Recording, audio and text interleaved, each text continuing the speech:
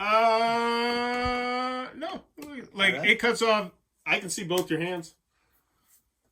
You Now can't see my arm? I cannot see it. I see part of your arm. I see enough of your arm to get the idea that you've got two arms. No one's going to think you're a quadriplegic if that's what you're wondering. Like keeping one arm off the screen all the time. Someone's like, It's like Adam's every only got shot, and like when we're at like conventions, like I'll be like sitting like slightly behind a chair, like pregnant ladies, like way back in when.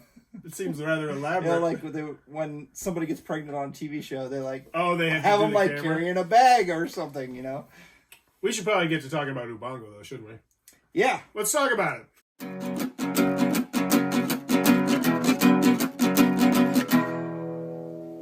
What does that even mean, Bowers Game Corner? Hi there, YouTube, back again today for another Thoughts from the Corner. I'm here with my good friends Josiah and Adam. Hey.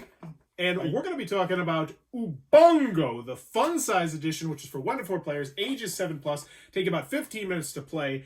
And this is based off the immensely popular original game, which I've never actually played. But it's very, very simple. You're going to have these Tetris-y tile pieces right here. Everybody's going to get a whole bunch of these. And then everybody's going to get one of these cards per round. So all three of us would have one of these different cards. And then we're just racing to put the pieces onto the card. And if you're the first person to do that, you say, Ubongo! And you take a gem from the middle, and then you start counting down from 20 or whatever number you decide to. And if other people are able to complete their tangram puzzle, they will get a point, while you have gained 2 points because you are vastly superior to your friends. And you go over the course of 8 rounds. And whoever has the most points after 8 rounds, win the game. Very light, very simple, very easy to learn, very easy to teach, but is it very good? Who wants to start? I'll start. Yes, it's very good. Done. No. What I enjoyed about this was that we're not trying to find the same card or anything. Like, we're all doing different cards. And I really thought that was interesting because some of the cards I felt like were a little easier than others. I was like, I whipped through this one quickly. Some of them, man, I had trouble in. I don't usually have trouble in this sort of thing. So I think that it had a lot of variability. You were telling us about some rules that could adjust the skill level. Yes. So that you can These you are don't have a dominant player aspect of it. And that is one thing that I do want to mention. You mentioned that you think some cards might be a little bit easier. I think it's more just like luck of draw. Like if you just, because I believe there's 3 ways to do each of them correctly. And if you just happen to use one of those 3 pieces right from the jump, I think that does help it out. But yeah, there's a great deal of variability. I'm glad you mentioned that because they're double-sided. So this side you have to put 4 pieces on. This side you have to put 3 pieces on. And if you're playing with younger kids, you can do that. And you can also do a variant where younger kids or people who suck at the game get to use this, whereas the people who are good at the game do not get to use that. So they really balanced it. And there's some cool little things in here. What do you think about it, Josiah?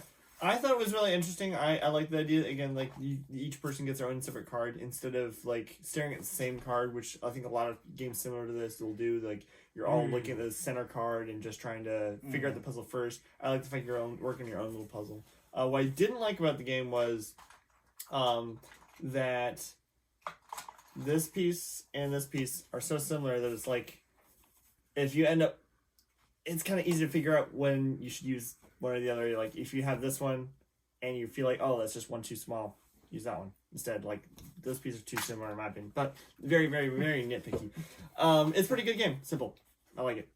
I think you bring up a great point there too with like the different pieces and you start to become more familiar. Like I beat you guys and I'm pretty sure if we played again, I'd beat you again. And then I'm pretty sure that third time, then you guys might have a chance. I really do think the more you play this, the better you're going to get it because you just know inherently, like, oh, this is immediately not going to work. Yeah, I did notice that creates a box, and this creates like a little plus sign. You know, yeah, I can see that. But I think they did a great job, kind of, I don't know, future-proofing this game a little bit by adding those variants. Because yeah, if you're teaching everybody, you'd be like, oh, I'm going to play this kind of harder mode where I have this side card or that.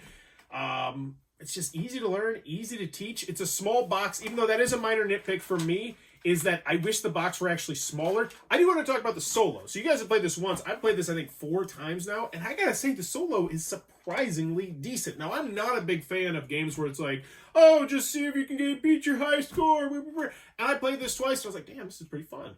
I actually enjoyed it. I got up to 17 in 10 minutes, and it was a cool little game. It's not gonna be for everybody in the solo aspect, but if you like puzzly style solo games where it's just beat your high score, I think this is a real winner. I think it's a very good game. I don't think it's a great game, but I put it in the very good category. I think that there's so many games in this genre that boost your mind in some way. I think this is one of the easier. It scales in your complexity. You want something simpler, you can get the simpler version, but it's easy to scale it. I think, which is good. I think it's a great game, honestly, because setup was like nothing, and you got a lot of game there for a small, could be even smaller box. You're right. Yeah, like I didn't even have to teach you. Like it was just, here's your card. You have to fit 3 pieces on there, and then when you do it, you shout Ubongo, and then you count to 20, and it's just I think this is just gonna happen. Here you go, guys. Oh, I can figure this game out just by looking at it. But I think all of us recommend this, though. Yes. Yeah. There you go. That is Ubongo. 5 million people. Can't be wrong, right? It looks like it might be your cup of tea, the fun size edition. Be sure to check this one out. If you're enjoying what I'm doing, please be sure to click on that subscribe button down below. Also, in the comments below, let me know. This is a good one. What do you want a fun size edition of that would fit into this box? Now, I will say, if you do say Twilight Imperium, that means that you're scaling all the minis down. You're scaling everything down to the size that would actually fit in the box. Oh, so, goodness. What is a fun size version I want? oh my god, this is a weird question. Well, I mean, anytime you get that question, you can answer it by Tiny Epic Games, right? You got Twilight Imperium. They got Twilight. Don't you compare Twilight Imperium to anything in the Tiny Epic series. I will kick you the hell out of here. That's the thing, though. If you try and scale it down to a fun size edition, you get a Tiny Epic. No. I'm not talking about changing any of the gameplay. Just tiny, tiny cards. Everything just the size? is just shrunken. Just the size. Sheesh. I don't think there is like a solid. Yeah, it's like answer. what? I want Dominion, but with micro cards. Tiny cards that you can't read. No, You can read read them. You really They would have to all those select the cards. ones that didn't have a lot of text on them. You didn't want to shuffle those cards. all the time. Space base. That could work. Maybe. It could work. You get the It fold-up could. boards in there, smaller Yeah, cards. I think it Space could. Base is a great choice. It's pretty small anyway, though. That's It's the thing. not. It's, like, if It's you're not fun size, Adam. I think that goes into a whole new discussion. Oh goodness. Terraforming Mars. Go What for it. you could fun size Pandemic. You could. I was actually thinking about that one. Yeah. All right. So Pandemic, and then what was yours, Josiah? I basically my answer was anything Tiny Epic already does it. But I that's hate that answer so much. Tiny Sar. Just pick the crew. I think the crew's a good one. What? you get 2 answers. That's real. I'll say Magic Maze just because I can't think of anything right now. Ooh, Magic Maze. You could do it with small tiles too. Oh my god, that would be so frustrating with you. Oh, you messed up everything! Let me know in the comments below. What do you fun size? And as always, thanks for your time, you too.